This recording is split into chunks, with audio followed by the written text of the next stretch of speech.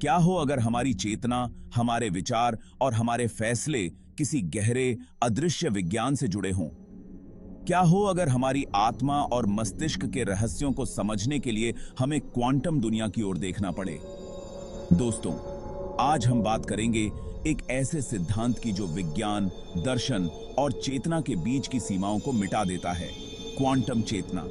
यह सिद्धांत कहता है कि हमारा मस्तिष्क सिर्फ जैविक प्रक्रियाओं से नहीं चलता, बल्कि यह क्वांटम भौतिकी के जटिल नियमों से भी प्रभावित होता है। आज की इस वीडियो में हम गहराई से समझेंगे क्वांटम मैकेनिक्स और चेतना का रहस्य। क्या सच में हमारी चेतना का अस्तित्व क्वांटम स्तर पर हो सकता है? आइए इस अद्भुत सफर पर निकलते हैं। शुरुआत करते हैं सबसे मूल सवाल से। चेतना क्या है? चेतना वह अवस्था है जिसमें हम अपने विचारों, भावनाओं और अपने अस्तित्व के बारे में जागरूक होते हैं। यह सिर्फ एक शारीरिक प्रक्रिया नहीं है, यह हमें सोचने, समझने और महसूस करने की क्षमता देती है। वैज्ञानिक दृष्टिकोण से चेतना मस्तिष्क की एक अवस्था है जो न्यूरॉन्स के जटिल नेटवर्क से उत्पन्न होती है। मस्तिष्क के विभिन्न हिस्से जैसे कि सेरेब्रल कॉर्टेक्स, थैलेमस और लिम्बिक सिस्टम मिलकर हमारे विचारों और अनुभवों को नियंत्रित करते हैं। परंतु क्या चेतना सिर्फ न्यूरॉन्स की इलेक्ट्रिक गतिविधियों से उत्पन्न होती है या फिर यह कुछ और गहरे विज्ञान का नतीजा है? क्वांटम भौतिकी का सिद्धांत कहता है कि हमें इस सवाल का जवाब माइक्रोस्कोप से भी छोटे स्तर पर देखना होगा। अब बात करते हैं क्वांटम मैकेनिक्स की, जो परमाणुओं और सूक्ष्म कणों की दुनिया को समझने का विज्ञान है। क्वांटम मैकेनिक्स ने हमें यह सिखाया है कि जब हम सूक्ष्मतम स्तर पर पहुंचते हैं तो कणों का व्यवहार बहुत ही अजीब और अविश्वसनीय होता है। उदाहरण के लिए, एक कण एक ही समय में दो अलग अलग जगहों पर हो सकता है। इसे कहते हैं सुपरपोजिशन। और दो कण एक दूसरे से जुड़े रह सकते हैं, चाहे वे कितनी भी दूर हों। इसे कहते हैं क्वांटम उलझाव, एंटेंगलमेंट। ये प्रक्रियाएं न केवल विज्ञान के नियमों को चुनौती देती हैं, बल्कि चेतना के बारे में भी नए सवाल खड़े करती हैं। क्या हो अगर हमारी चेतना भी इसी क्वांटम दुनिया से जुड़ी हो? इसका उत्तर खोजने के लिए हमें क्वांटम चेतना के सिद्धांतों को समझना होगा।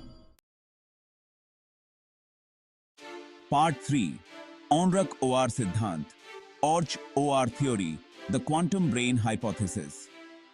क्वांटम चेतना के सिद्धांत का सबसे प्रसिद्ध उदाहरण है ऑनरक ओआर सिद्धांत। इस सिद्धांत को पेश किया था महान भौतिकविद रोजर पेनरोज और डॉक्टर स्टुअर्ट हैमेरॉफ ने। उनका दावा है कि हमारी चेतना वास्तव में क्वांटम प्रभावों से उत्पन्न होती है। पेनरोज और हैमेरॉफ का मानना है कि मस्तिष्क के न्यूरॉन्स के अंदर सूक्ष्म नलिकाएं होती हैं, जिन्हें माइक्रोट्यूब्यूल्स कहा जाता है। इन माइक्रोट्यूब्यूल्स के अंदर क्वांटम प्रक्रियाएं होती हैं और ये क्वांटम प्रभाव चेतना को जन्म देते हैं। यानी हमारा मस्तिष्क केवल रासायनिक प्रतिक्रियाओं और इलेक्ट्रिक सिग्नलों से नहीं चलता, बल्कि क्वांटम दुनिया की अजीब और गरीब प्रक्रियाएं भी इसमें शामिल होती हैं। पार्ट 4, चेतना और quantum superposition, quantum superposition in consciousness. अब बात करते हैं क्वांटम सुपरपोजिशन की, जो ऑनरक ओआर सिद्धांत का एक महत्वपूर्ण हिस्सा है। क्वांटम सुपरपोजिशन का मतलब है कि एक कण एक ही समय में दो या अधिक अवस्थाओं में हो सकता है। ऑनरक ओआर सिद्धांत के अनुसार, जब हम किसी चीज के बारे में सोचते हैं या कोई निर्णय लेते हैं, तो हमारा मस्तिष्क एक ही समय में कई संभावनाओं पर विचार कर रहा होता है। हमारी चेतना इन सभी संभावनाओं को एक साथ महसूस कर सकती है, और फिर जब हम किसी निष्कर्ष पर पहुंचते हैं तो सुपरपोजिशन टूट जाता है और एक निश्चित परिणाम सामने आता है। यह विचार हमें चेतना के काम करने के तरीके को एक नए दृष्टिकोण से देखने की अनुमति देता है। हो सकता है कि जब हम किसी कठिन निर्णय के बारे में सोच रहे हों, तो हम वास्तव में कई वैकल्पिक भविष्यों पर विचार कर रहे होते हैं।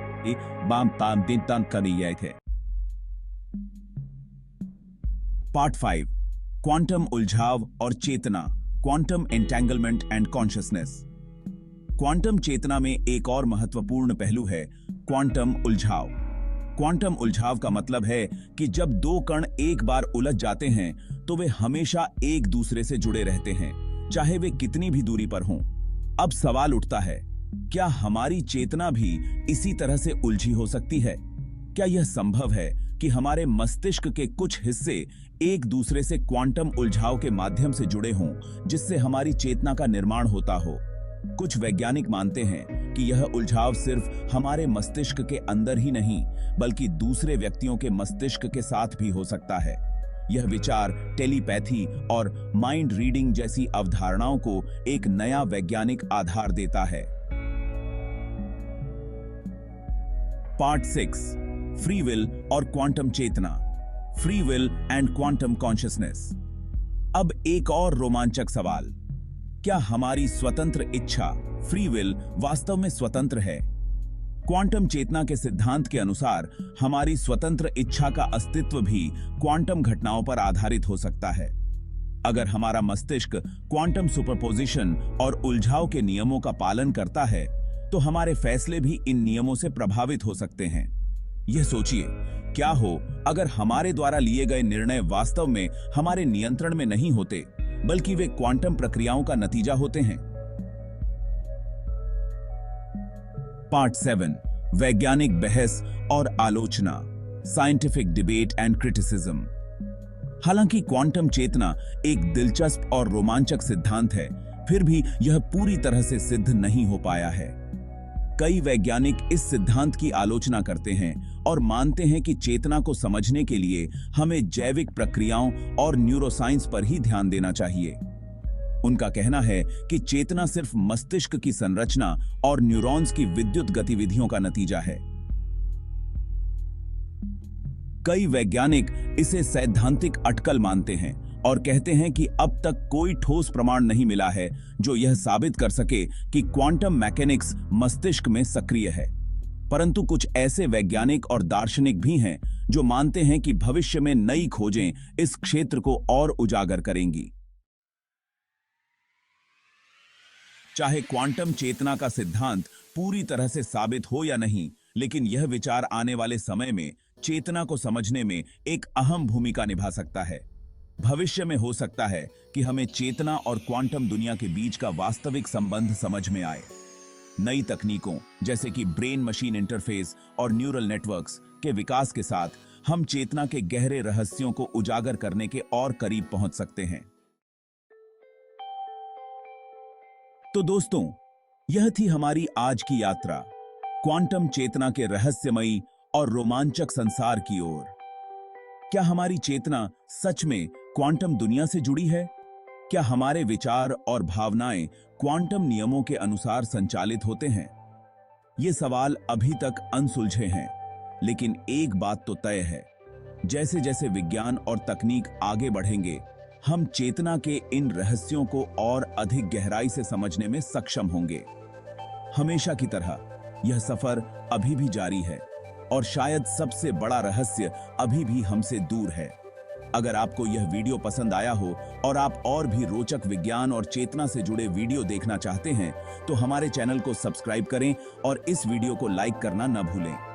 कमेंट में हमें बताइए कि इस सिद्धांत पर आपके क्या विचार हैं। अगली बार फिर मिलेंगे एक और रहस्यमयी सफर पर। तब तक के लिए धन्यवाद।